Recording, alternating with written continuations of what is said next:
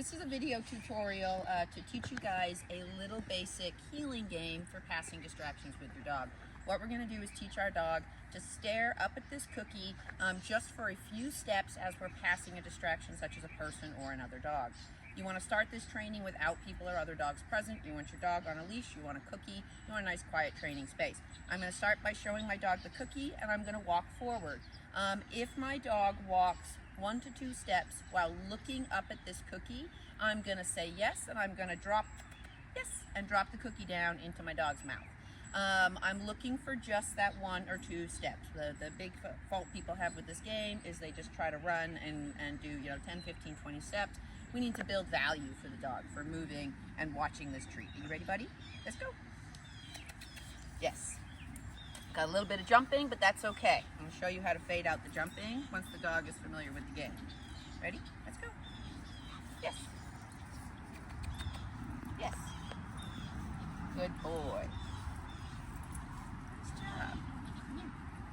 So again, I'm just expecting a couple of feet at a time, right? Dog's looking up. Yes. Treat goes down. Yes. Every couple of feet. Good boy. Come back to the shade. Now, I'd start this training, like I said, without distractions present and get my dog so that I can add more and more steps, right? How many steps can my dog go? Ready? All right, so once your dog has the basics, we start adding a little bit of duration. Can they go a few more steps, walking, looking at that treat before they get the cookie? Can we add a couple more steps and a couple more steps? And you're looking to work up to maybe 10 to 15 steps total, right?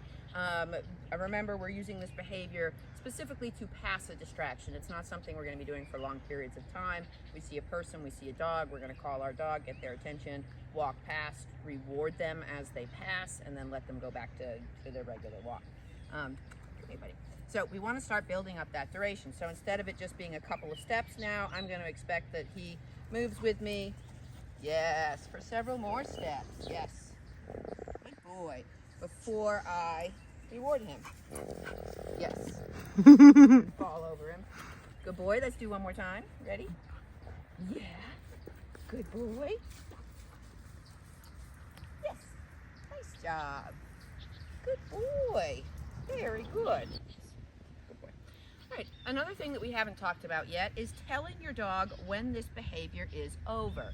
So if we're using this behavior to pass a distraction by, it's going to be important that we really clarify for our dog, once the distraction's done, you're done and you get to go back to being a dog, walking on a loose leash. You don't have to stare at me anymore. You're back to your own freedom, right? Once they get that cookie and we finish that pattern, we can release the dog. Ready? Let's do it. Come. Good boy. So I've got my dog. Whoops. Giving him a freebie. Best day of his life. Slowest time I've ever seen him eat a tree. You ready? Hi. Okay. Yeah, come here. Okay, remember what we're doing? Yeah. That's right. Okay. Let's go. Ready? Let's go. Good boy. Good boy. Okay.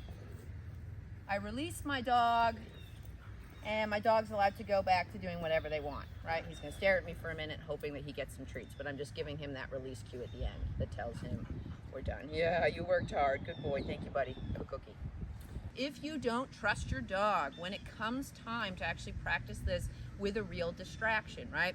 We've practiced and practiced and practiced. We feel reliable with our dog. We feel like they've got the behavior, but you never know. If you think your dog might lunge at someone or might jump on someone, certainly if you have any concern about there being a bite or any unfavorable behavior, then we want to also pair that heel type behavior, that food lure, with a nice short leash. So if I was passing a distraction and I wasn't 100% sure that my dog was reliable, I'm going to give them a very short length of leash so that even if my dog loses focus, right, and turns and tries to go check out the distraction or jump on a person or nip somebody or something like that, I've got them on a short enough leash that that's going to be difficult for them to do, right? Ready? Let's go. Yes. Yes. Yes. Good boy. Nice job. So that tells you guys how to start building this behavior, how to start to put a little bit of duration on it. And stay tuned, we'll be coming out with another video later that talks a little bit about how we would fade the food out of that behavior to create a cue and start using that to actually pass distractions in real life. But in the meantime, you can start practicing teaching this to your dog.